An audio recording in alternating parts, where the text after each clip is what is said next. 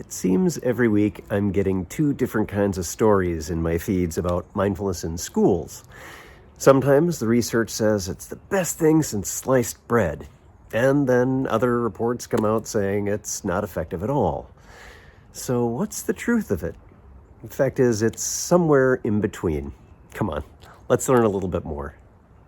Hi, and welcome to Mindfulness Voyage. My name is Ted Meissner, and I'm glad you could join us. This is a place where we'll talk about all things mindfulness. I'm a mindfulness teacher, and of course I have a particular perspective on that. But what I do and what I teach is based on research, 40 years of research around mindfulness and burnout and various other things. So today I do want to talk about mindfulness in schools, because however you feel about it, it is here, and it's probably here to stay.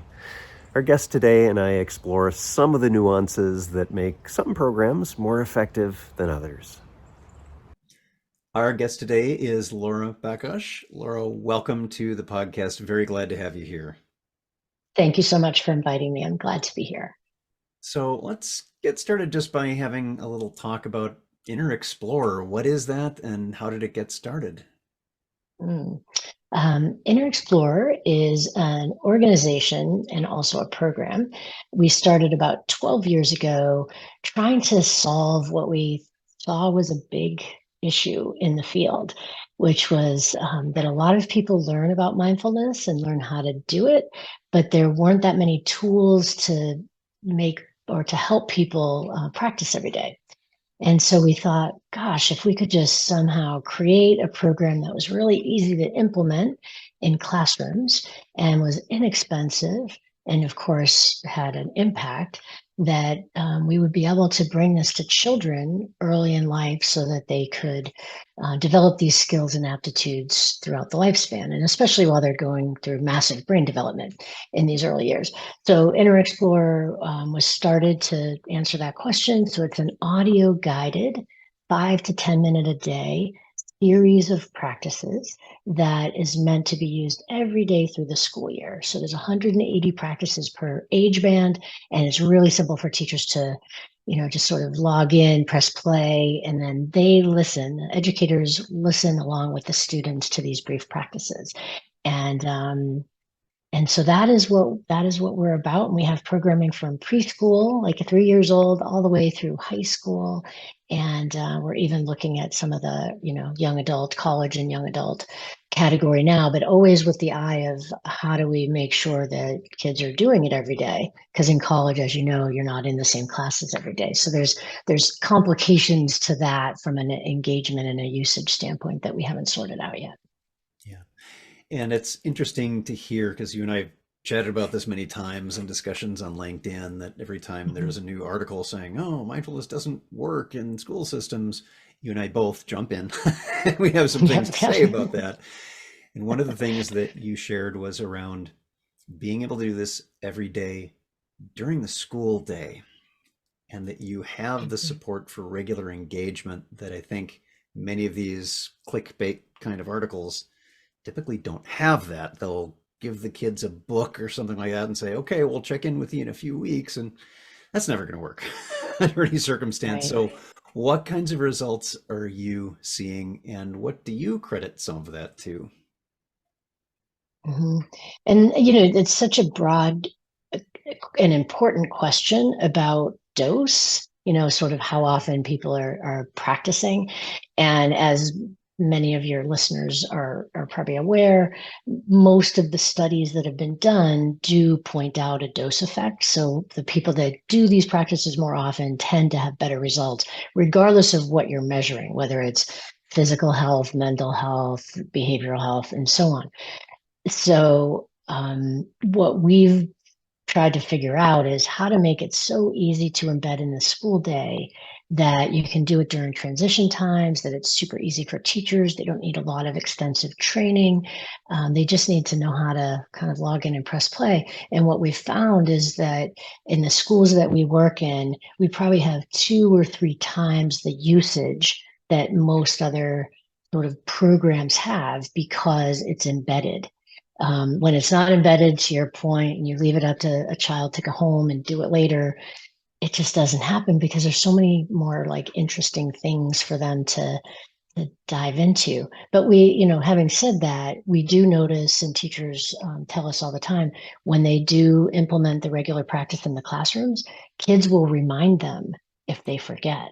So the teacher might be busy and the kids will say, hey, we didn't do mindfulness today, or we didn't do Inner Explorer today. And the teacher will be like, oh, yeah, that's right. And, get to it. So kids know they need it, but they do need some time to kind of develop that self-understanding. Yeah. And one of the earlier podcast episodes, Abimbola Kolkai Lewis, who is a teacher who also does meditations, she Mhm. reported the same thing, that when they don't do it and they've sort of built up a regular daily practice, the kids ask for it. It's like, hey, we haven't done this yet today. Now, another aspect to this that you mentioned is the teachers are there, they are present, and they are also engaged with the practice. I wonder if you ever hear from some of the teachers about what the impact is on them, not just the students, but the teachers themselves. Is there some things showing up there? Yes. In fact, it's really interesting because when we were going through the development process, we really worried about sort of saying to the teachers, you don't have to do anything. You can learn with the kids, right? It's a process of learning, and you can just go through it with the students.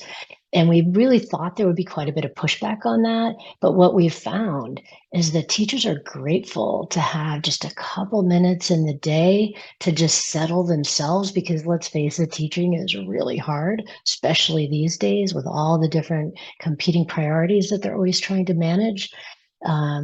So they have said to us, and it's been shown in research studies, that they experience significantly less stress just overall using, regular stress scales. So like 43% less stress, which is quite significant. And they report less secondary trauma, less burnout, and teachers even report greater classroom climate or improved classroom climate. And it makes sense, right? When everybody's a little bit more settled, a little bit more regulated, you don't have as much triggering. Teachers will say, I'm not redirecting every 5 seconds. Johnny, put the pencil down. Laura, do that. And so you're able to sort of get the material done, and people just feel happier and maybe a little bit more, focused. So, So I'm also curious about what some of the challenges you're running into when you start working with a dual school system. What are some of the pushbacks or questions that come up? oh my gosh, so many. Um, I would say the very first thing that we hear is, I cannot do one more thing. Do not give me one more thing to do. I already have testing and families and all of the list. And I think that rightfully we pile on things onto teachers in the classroom, but rarely are things taken out.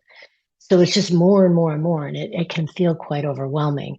So that is the very first thing that I think we hear. And our answer to that is a little bit of what I just said, which is, this isn't something you have to do. I always say it's not something that you have to do. If you can just take a few moments to just be who you are, be in that moment. And once they realize that there's no prep, there's no training, there's no assessment, that they're really just invited to spend a few minutes kind of breathing, reflecting, and going through the process.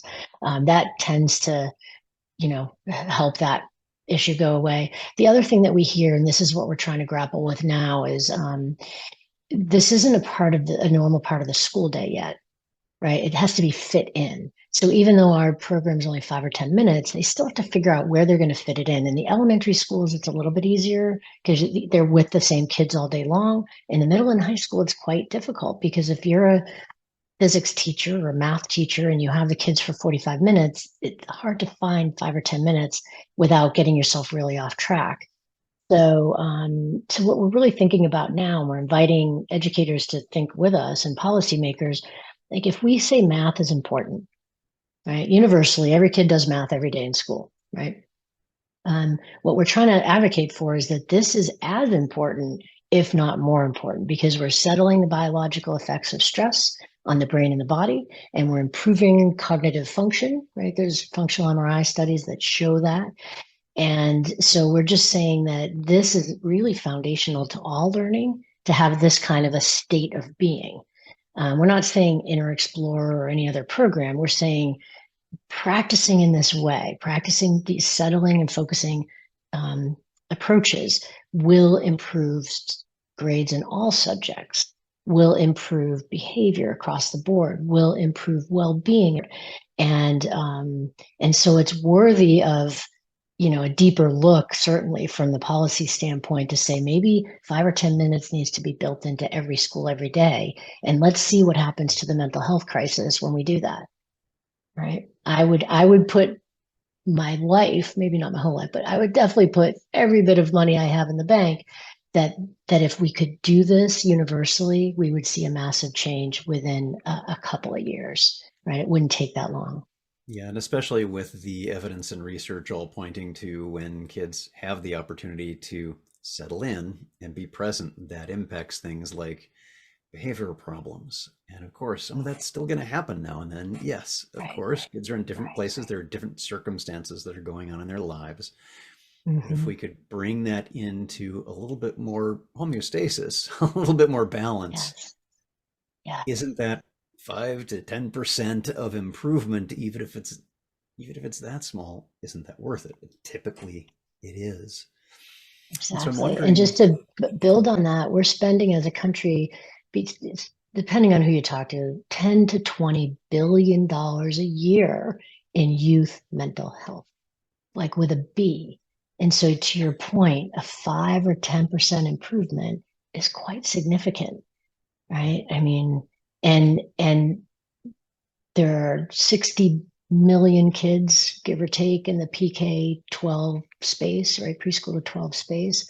And programs like ours, it's less than $5 a kid. So you're talking about saving hundreds of millions of dollars for the cost of a few million. Like it's insane that we haven't had that broader conversation yet. But I think there's momentum building with the CDC and others really getting behind the practice of mindfulness. yeah. Yeah, and we see this in other areas as well. I was just talking with a colleague today about having this same problem in other environments that are not school systems about here's the Mhm. return on investment for this little Yeah. amount. Here's the not just the cost avoidance, but compared to what we're putting into it, this is a lifelong change that people can have and can continue to grow with. And especially when you compare that within a school system, again, coming back to that territory, a lot of the Right. things, at least that I learned in high school and other ages, I don't use a lot of that. I would always use this kind of need for having a well-being adjustment that I have in my own hands, in my own heart, in my own mind. Yes, exactly. The thing that we hear most often, and I'm sure you hear this too in your work, is I wish I had learned this when I was younger. I hear that almost every single day. And the effort that I know you're making, that we're making, and many others in this community are making is to make that wish a reality, to bring this to kids earlier and more consistently so that as they develop, they have the best possible chance of developing brain and body in the healthiest ways so that they're prepared for whatever comes next, and that hopefully they've embedded this habit. We talk about teeth brushing all the time. Like this is the teeth brushing, is to dental health what mindfulness is to mental health. This is something you do a little bit every day, and it's protective against the stressors and the anxieties and things that bear down on us on a regular basis. So for curious parents who are maybe listening to this, watching this, and they've heard about mindfulness, they've maybe heard about it coming into a school system, they just don't know what it's about. What might you say to them? I'm so excited to talk to you. I would actually really encourage any parent who's in a region that has access, that has programs running in their schools to just, try to get involved or find out more. In our approach, parents have free access to our program. So if you have a child in a classroom running Inner Explorer, you can get the same exact practice your child hears on your device at any point in the day. So you'd get a notification saying classroom ABC just did mindfulness, click here. And now you have, I would say, probably more incentive to listen because it has to do with your child. As an adult, I'm busy, I don't take time. But if it has to do with my child, I'm more likely to tune in. And they have a chance to bring stress reduction practices to their own world, which certainly helps the household. And there's a shared practice that they've just experienced with their child, even though they were in different buildings probably when it happened. But now you have a way to have a conversation about a shared experience when your child comes home, which is very unusual, right? Anybody with kids knows that. They get home and you're like, how was your day? How was your test? What happened? And they're like, fine, great, whatever. But now you have literally a shared experience that you can discuss, which is kind of neat. So that's what we're, again, as we try to bring this movement forward with all the others that are engaged in this as well. We're really trying to say to the world, like I always bring my prop of like my toothbrush, like this is what we all will be doing eventually because it is proven to improve, sort of brain health, body health, and let's just start now. And this little toothbrush hasn't, you can't really say it, hasn't changed that much, right, in 100 years. I mean, you have different options, and some people want soft bristles, some people like, and you and I have talked about some of the negative things that may occur. And I would just say the basics of toothbrushing has remained consistent. Some people might use a water pick or a softer toothbrush or an electric toothbrush, and you have to figure out what's right for you.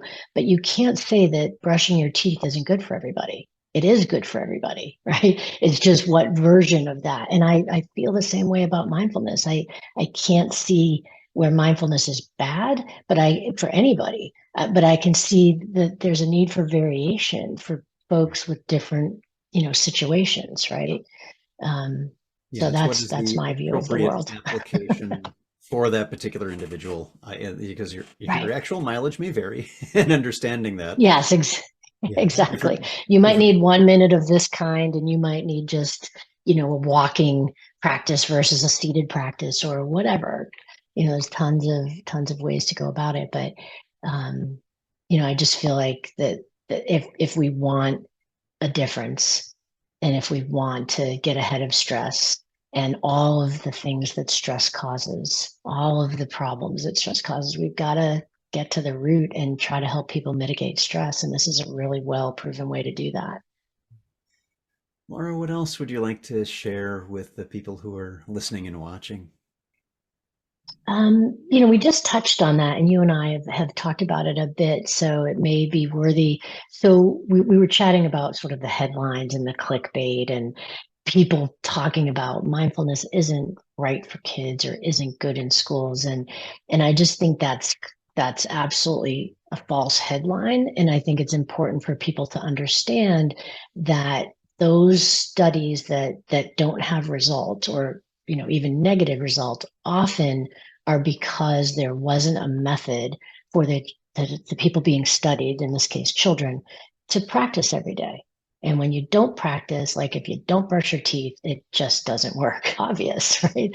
And so I think the headline for like the Myriad study is a great example. The big study in the UK that had null findings, and their thought was maybe this isn't right for kids. And I just feel like that's probably not the path that we ought to take. I think the path we ought to take is how do we find ways for kids to practice every day so that we can see? Because if you're like toothbrush doesn't work because nobody used it and they all got cavities, like that they'd be laughed off the stage, like right. But in that study, the kids didn't practice much and of course didn't have results. So I think we just need to refresh some of how we're looking at these studies. And I would love to see some of the researchers really honing in more on figuring out ways for kids to practice regularly so that we can really assess, does it work? How does it work? For who does it work for? And so on. And that's a big question.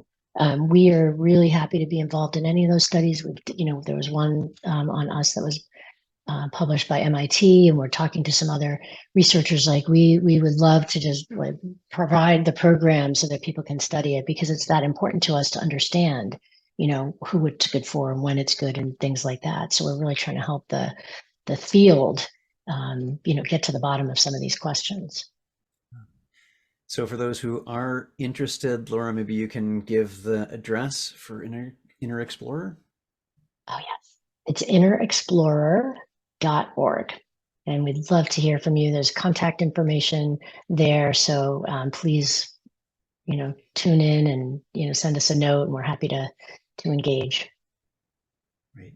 Well, our guest today, Laura Bakosh, thank you so much for being here. And again, for those listening, we'll have various links in the place where links are found. Appreciate seeing you. Thanks so much, Laura, for being here. Thank you. Really enjoyed it. Thank you for joining us today. I'm glad you could be part of the conversation about mindfulness in schools and some of the ways in which it can be helpful, not just for the students, but faculty, staff, families, the community. And as always, remember, every moment you have a choice. Make it the best you can. See you next time.